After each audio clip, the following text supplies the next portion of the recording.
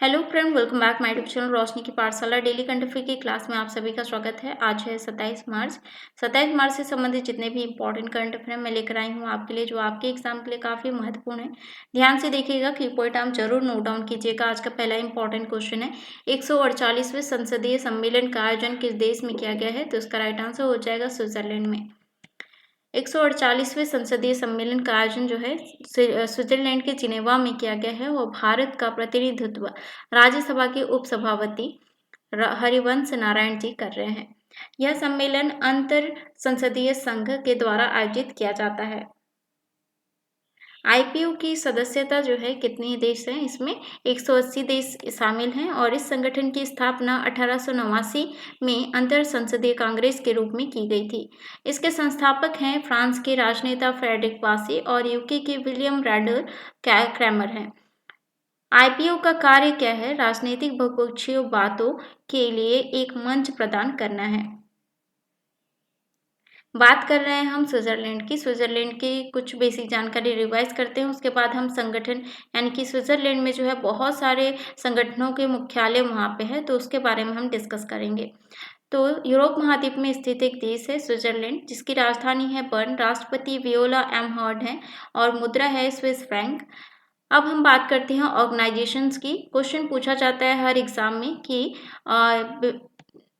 निम्न संगठन का जो है या किसी संगठन का नाम दिया रहेगा, इसका मुख्यालय कहाँ है या फिर इसका फॉर्मेशन कब हुआ या स्थापना कब हुआ। ठीक है, तो इसको जानना बहुत ज़रूरी है, एग्जाम की दृष्टि से इम्पोर्टेंट है। United Nations conference on trade and development का जो मुख्यालय हेडक्वार्टर है जिनेवा स्विट्जरलैंड में है। 1964 में इसकी स्थापना हुई थी। वर्ल्ड हेल्थ ऑर्गेनाइजेशन यानी कि WHO का जो हेडक्वार्टर है जिनेवा स्विट्जरलैंड में है। इसकी स्थापना हुई थी 1948 में। और इंटरनेशनल लेबर ऑर्गेनाइजेशन का मुख्यालय है जिनेवा स्विट्जरलैंड में। 1919 में इसकी स्थापना हुई थी। International committee of the red cross का मुख्यालय है जिनेवा स्विट्जरलैंड में। 1863 में इसकी स्थापना हुई थी। वर्ल्ड ट्रेड ऑर्गेनाइजेशन की मुख्यालय है जिनेवा स्विट्जरलैंड में। 1995 में इसका जो है फॉर्मेशन हुआ था। वर्ल्ड मेट्रोलॉजिकल ऑर्गेनाइजेशन का मुख्यालय है जिनेवा स्विट्जरलैंड में। 1950 में इसका स्थापना हुआ था। World Intellectual Property Organization Geneva Switzerland में स्थित है मुख्यालय और 1967 में इसकी स्थापना हुई थी। इंटरनेशनल ऑर्गेनाइजेशन फॉर स्टैंडर्डाइजेशन का जो मुख्यालय है जिनेवा स्विट्जरलैंड में है। 1947 में इसकी स्थापना हुई थी। वर्ल्ड इकोनॉमिक फोरम का जो मुख्यालय है जिनेवा स्विट्जरलैंड में है। 1971 में इसकी स्थापना हुई थी। मेडिसिन साइंस फ्रंटियर्स या फिर डॉक्टर विदाउट बॉर्डर्स का जो मुख्यालय है जिनेवा में है और इसका जो स्थापना हुआ था 1971 में। ठीक है, आशा करती हूँ आज का जो करंट अफेयर है आपके लिए इंफॉर्मेटिव लग रहा है, तो आगे भी बने रहिएगा। नेक्स्ट हम देख लेते हैं, सारे क्वेश्चन इंपॉर्टेंट है। भारत ने किस देश के लिए सहायता राशि बढ़कर यानी कि बढ़ाकर जो है 10,000 करोड़ रुपए करने का ऐलान किया है? तो इसका राइट आंसर हो जाएगा भूटान। भारत ने जो है भूटान देश के लिए सहायता राशि बढ़ाकर 10,000 करोड़ कर दिया है। भारत ने अगले 5 वर्षों में भूटान की सहायता राशि को दुगना करने का फैसला किया है और 2019 से 24 में भूटान के लिए सहायता राशि 5,000 करोड़ थी और अभी जो है 10,000 करोड़ कर दिया गया है और 2029 तक जो है यह सहायता राशि देय होगी। इस राशि का प्रयोग भूटान की पंचवर्षीय योजना के लिए किया जाएगा और प्रधानमंत्री नरेंद्र मोदी जी अभी भूटान की 2 दिन की यात्रा में थे, तो उन्हें जो है भूटान के सर्वोच्च नागरिक सम्मान order of the duke Globo case से जो है सम्मानित किया गया है। भूटान की हम बात कर रहे हैं, भूटान की कुछ बेसिक जानकारी रिवाइज कर लेते हैं। राजधानी थिम्पू है, राजा हैं जिग्मे खेसर नामगेल वांगचुक और पीएम है सेरिंग टोब्गे यानी कि टोब्गे और मुद्रा है नगुलट्रम और भारतीय रुपया। भूटान ने रुबेला को सफलतापूर्वक समाप्त कर दिया है और भूटान अभी आवारा कुत्तों की नसबंदी करने वाला दुनिया का पहला देश बन गया है। यहाँ पे आप देख सकते हैं भूटान से यानी कि अपनी सीमा साझा करने वाले राज्य सिक्किम, बांग्लादेश और असम और अरुणाचल प्रदेश जो है अपनी सीमा साझा करते हैं भूटान के साथ। नेक्स्ट हम देख लेते हैं अपराध से निपटने के लिए केंद्रीय जांच ब्यूरो ने किसके साथ कार्य व्यवस्था पर हस्ताक्षर किए हैं? तो इसका राइट आंसर हो जाएगा यूरोपोल के साथ। ठीक है, यूरोपोल के साथ जो है साझा किए हैं। सीबीआई और यूरोपोल इस सहयोग के माध्यम से जो है अंतर्राष्ट्रीय अपराध नेटवर्क द्वारा उत्पन्न आधुनिक चुनौतियों से निपटने का प्रयास करेंगे। और हम बात कर रहे हैं सीबीआई की कुछ बेसिक जानकारी हम देख लेते हैं। सेंट्रल ब्यूरो ऑफ इन्वेस्टिगेशन इसका फुल फॉर्म है, यानी कि हिंदी में केंद्रीय अन्वेषण ब्यूरो है। इसकी स्थापना हुई थी 1963 में और भारत सरकार की प्रमुख जांच एजेंसी है सीबीआई। और डायरेक्टर कौन है? प्रवीण सूद हैं। यह आपराधिक और राष्ट्रीय सुरक्षा से जुड़े हुए भिन्न भिन्न प्रकार के मामलों की जांच करने के लिए लगाई जाती है। यह क्रामिक और जो है एवं प्रशिक्षण विभाग के अधीन कार्य करता है। तो यूरोपोल के बारे में कुछ बेसिक जानकारी डिस्कस कर लेते हैं। यूरोपीय संघ की कानून प्रवर्तन एजेंसी है यूरोपोल। मुख्यालय द हैग नीदरलैंड में स्थित है और कार्यकारी निदेशक कौन है? कैथरीन डी बोले हैं। नेक्स्ट क्वेश्चन है, सिद्धम कैलीग्राफी ऑफ संस्कृत हेरोनिमस और संस्कृत मैन्युस्क्रिप्ट फॉर्म जापान पुस्तकों का विमोचन कहाँ किया गया है? तो उसका राइट आंसर हो जाएगा इंदिरा गांधी राष्ट्रीय कला संस्थान दिल्ली में किया गया है। दिल्ली के इंदिरा गांधी राष्ट्रीय कला संस्थान में भारत और जापान के बीच गहरे सांस्कृतिक संबंधों पर लिखी गई 2 पुस्तकें सिद्धम कैलीग्राफी ऑफ संस्कृत हेरोनिमस और संस्कृत मैन्युस्क्रिप्ट फ्रॉम जापान का विमोचन किया गया है इंदिरा गांधी राष्ट्रीय कला संस्थान में दिल्ली में। इंदिरा गांधी राष्ट्रीय कला केंद्र कला के क्षेत्र में शोध और शैक्षणिक अनुसंधान केंद्र है और केंद्र का शुभारंभ जो है यानी कि 19 नवंबर 1985 में किया गया है। नेक्स्ट हम देख लेते हैं, भारत का कौन सा पड़ोसी देश 26 मार्च को अपना राष्ट्रीय दिवस मनाता है? तो इसका राइट आंसर हो जाएगा बांग्लादेश। बांग्लादेश का स्वतंत्रता दिवस जो है 26 मार्च को मनाया जाता है। 26 मार्च 1971 को बांग्लादेश की यानी कि पाकिस्तान से जो है आज़ाद की घोषणा की थी और तब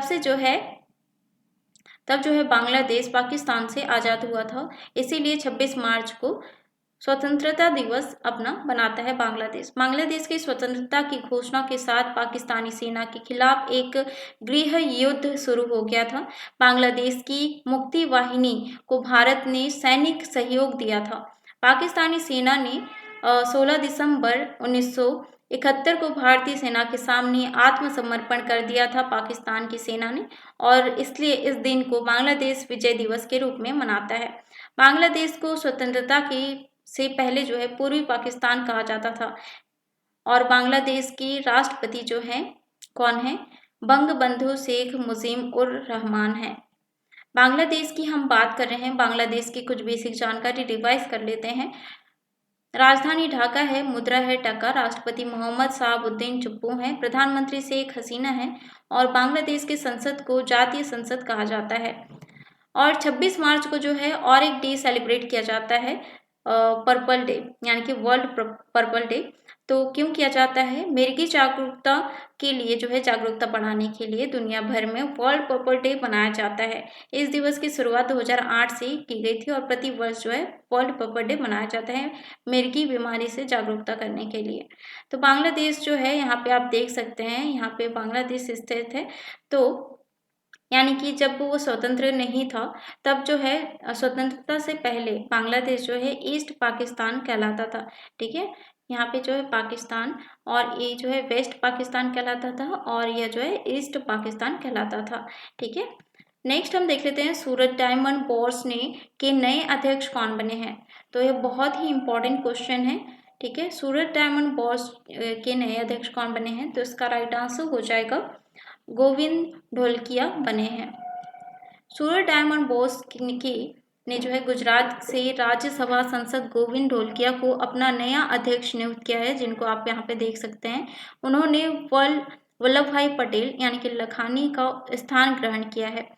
और सूरज डायमंड बोर्स एक गैर लाभकारी संगठन है, जिसको आप यहाँ पे देख सकते हैं। और सूरज डायमंड बोर्स जो है एक हीरा व्यापार केंद्र है।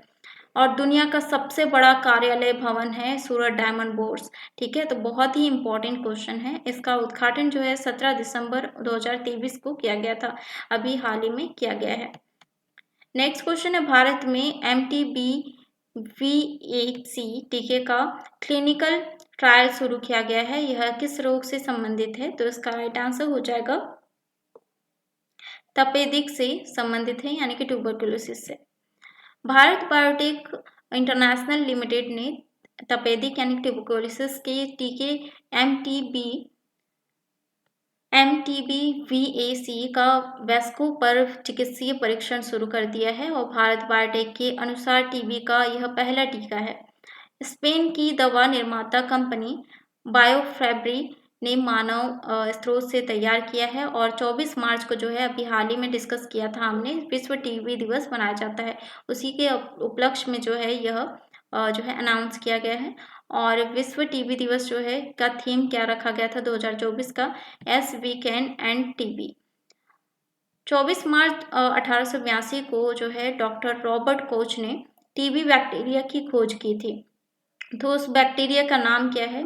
Mycobacterium tuberculosis. ठीक है, नेक्स्ट हम देख लेते हैं WTT फीडर पेरूत स्पर्धा में महिला सिंगल्स का खिताब किसने जीता है? तो इसका राइट आंसर हो जाएगा श्रीजा अकुला ने जीता है। टेबल टेनिस टूर्नामेंट में भारत की श्रीजा अकुला ने लेबनान में WTT फीडर पेरूत स्पर्धा 2024 में महिला सिंगल्स का खिताब जीता है। अकुला ने लक्समबर्ग की सारा दे नुट्टे को हराकर अपने करियर का दूसरा WTT सिंगल खिताब जीता है। और WTT फीडर बेरूता स्पर्धा में पुरुष सिंगल का खिताब जो है किसने जीता है? साथियान ज्ञानशेखरन ने जीता है। नेक्स्ट क्वेश्चन है, अमूल ने किस देश में अपना पहला अंतर्राष्ट्रीय कारोबार शुरू किया है? तो इसका राइट आंसर हो जाएगा अमेरिका में शुरू किया है। भारतीय डेयरी ब्रांड अमूल अमेरिका में अपने उत्पादक का निर्माण करके अपना पहला अंतर्राष्ट्रीय कारोबार शुरू किया है। अमूल जो है आनंद मिल्क यूनियन लिमिटेड है की स्थापना की गई थी 1946 में और संस्थापक त्रिभुवन दास पटेल जी हैं और मुख्यालय आनंद गुजरात में स्थित है। टैगलाइन क्या है इसकी? Taste of India. ठीक है, Amul the taste of India. Bharat में श्वेत क्रांति के जनक कौन है? वर्गीस कुरियन। श्वेत क्रांति जो है दूध से संबंधित है। सबसे बड़ा दूध उत्पादक देश कौन सा है? भारत है। खाद्य एवं कृषि संगठन के अनुसार 2021-22 में विश्व दुग्ध उत्पाद में भारत का योगदान 24% है और 2022-23 के दौरान देश में दुग्ध उत्पाद 230.58 मिलियन टन होने का अनुमान लगाया गया है। सर्वाधिक दूध उत्पाद राज्य की अगर हम बात करें भारत में, तो उत्तर प्रदेश जो है सबसे अधिक जो है दूध उत्पादक करता है, यानी कि 15.72% करता है। नेक्स्ट हम देख लेते हैं, हाल ही में त्रिशूल ड्रोन को किस कंपनी ने लॉन्च किया है? तो इसका राइट आंसर हो जाएगा गरुड़ एरोस्पेस कंपनी ने लॉन्च किया है। ड्रोन निर्माता कंपनी गरुड़ एरोस्पेस ने सीमा गश्ती निगरानी ड्रोन त्रिशूल को लॉन्च किया है, जिसको आप यहाँ पे देख सकते हैं, कुछ त्रिशूल के समान ही दिखता है। सीमा गश्ती निगरानी ड्रोन त्रिशूल का उपयोग लोगों की आवाजाही, प्राकृतिक आपदाओं की निगरानी और यातायात यानी कि यातायात का आंकलन करने के लिए किया जा सकता है। Garuda aerospace private limited Chennai में स्थित है और ये एक ड्रोन स्टार्टअप कंपनी है। इसकी स्थापना हुई थी 2015 में। गरुड़ एरोस्पेस के संस्थापक कौन है? अग्निश्वर जयप्रकाश है। ठीक है, और CEO रितिका मोहन है। अब बारी है रिवाइज करने की पिछले करंट अफेयर को। फ्रेंड, अगर आप मेरे चैनल में पहली बार आए हैं, चैनल को जरूर सब्सक्राइब कीजिएगा, साथ ही बेल आइकन को प्रेस कीजिए ताकि आने वाली वीडियो का नोटिफिकेशन आपको मिलता रहे। और मैं वही क्वेश्चन लाती हूँ जो एग्जाम की दृष्टि से इंपॉर्टेंट होते हैं और क्वेश्चन पूछे जाते हैं, कई एग्जाम में पूछे गए हैं। ठीक है, सारे क्वेश्चन इंपॉर्टेंट है। वीडियो पसंद आता है तो लाइक जरूर कीजिएगा और ज़्यादा से ज़्यादा शेयर कीजिएगा और रिवाइज के क्वेश्चन आंसर जो है जरूर कीजिएगा कमेंट में। पहला क्वेश्चन है, साइमन हैरिस किस देश के प्रधानमंत्री बने हैं? तो इसका राइट आंसर हो जाएगा आयरलैंड के प्रधानमंत्री बने हैं। वैश्विक असमानता अनुसंधान पुरस्कार किसे प्रदान किया गया है? तो इसका राइट आंसर हो जाएगा बीना अग्रवाल, जेम्स बॉयस, AB दोनों को। विश्व क्षय रोग दिवस कब मनाया जाता है? तो इसका राइट आंसर हो जाएगा प्रति वर्ष 24 मार्च को मनाया जाता है। अंतर्राष्ट्रीय दूरसंचार संघ ने किस देश को अपने डिजिटल इनोवेशन बोर्ड के सह अध्यक्ष के रूप में चुना है? तो इसका राइट आंसर हो जाएगा भारत को। पृथ्वी के सबसे दूरस्थ पॉइंट नीमो तक पहुंचने वाले पहले व्यक्ति कौन बने हैं? तो इसका राइट आंसर हो जाएगा क्रिस ब्राउन बने हैं। ठीक है, और पॉइंट नीमो जो है कल मैंने बताया था धरती का यानी कि पृथ्वी का सबसे जो है सुनसान जगह है। ठीक है, नीमो पॉइंट। नेक्स्ट हम देख लेते हैं 26 मार्च 2024 को चिपको आंदोलन की कौन सी वर्षगांठ मनाई जाएगी? तो इसका राइट आंसर हो जाएगा 50वीं जो है वर्षगांठ मनाई जाएगी। आर्टिफिशियल इंटेलिजेंस पर पहले प्रस्ताव को किसने अनुमोदित किया है? तो इसका राइट आंसर हो जाएगा UNGA ने। हाल ही में किस अंतरिक्ष दूरबीन के द्वारा शिव और शक्ति नामक तारों की 2 प्राचीन धाराओं की खोज की गई है? तो इसका राइट आंसर हो जाएगा गैया अंतरिक्ष दूरबीन के द्वारा। किस देश के डॉक्टरों ने पहली बार इंसान में सूअर की किडनी का सफल प्रत्यारोपण किया है? तो इसका राइट आंसर हो जाएगा अमेरिका के डॉक्टरों ने किया है। भारत और ब्राजील की पहली 2+2 मीटिंग कहाँ आयोजित हुई है? तो इसका राइट आंसर हो जाएगा मेलबर्न में हुई है। अब बारी है एडिशनल जीके की। आज के एडिशनल जीके में हम देखने वाले हैं हाल ही में किए गए इम्पोर्टेंट नियुक्तियां के बारे में। तो मरियम मेमन मैथ्यू जो है डिजिटल न्यूज़ पब्लिशर्स एसोसिएशन की अध्यक्ष बनी है। डविन जिंदल इंडियन स्टील एसोसिएशन के अध्यक्ष बनी है और हिमांशु अग्रवाल जालंधर के नए डिप्टी कमिश्नर बने हैं। MV राव भारतीय बैंक संघ के अध्यक्ष बने हैं। किरण रिजिजू खाद्य प्रसंस्करण उद्योग मंत्री बने हैं। मुस्तफा सुलेमान माइक्रोसॉफ्ट के नए आर्टिफिशियल इंटेलिजेंस प्रमुख बने हैं। दीपक कुमार यूपी के नए गृह सचिव बने हैं और संजय मुखर्जी पश्चिम बंगाल के नए DGP बने हैं। विनय कुमार रूस में भारत के राजदूत बने हैं और T आर्मस्ट्रॉन्ग जॉनसन क्यूबा में भारत के राजदूत बने हैं। तो इसका जो है ये था आज का इम्पोर्टेंट करंट अफेयर के क्वेश्चन आंसर। आशा करती हूँ आपके लिए काफ़ी इन्फॉर्मेटिव रहा होगा। ऐसे ही डेली इंपॉर्टेंट करंट अफेयर के क्वेश्चन आंसर देखने के लिए मेरे चैनल को सब्सक्राइब कीजिएगा, साथ ही बेल आइकन को प्रेस कीजिए ताकि आने वाली वीडियो का नोटिफिकेशन आपको मिलता रहे। साथ ही आप टेलीग्राम ग्रुप जो है ज्वाइन कर सकते हैं, उसमें आपको PDF मिल जाएगा। मिलते हैं नेक्स्ट वीडियो में।